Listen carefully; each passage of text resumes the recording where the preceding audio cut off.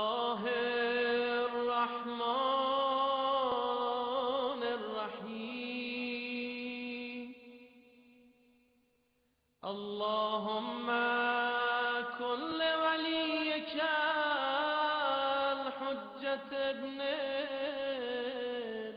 الحسن صلواتك عليه وعلى آبائه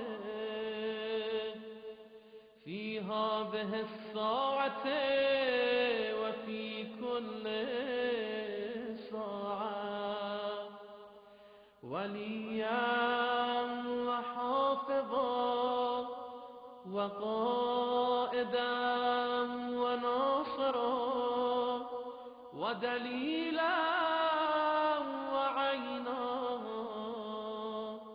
حتى تسكنه أرضك طوعا وتمتعه فيها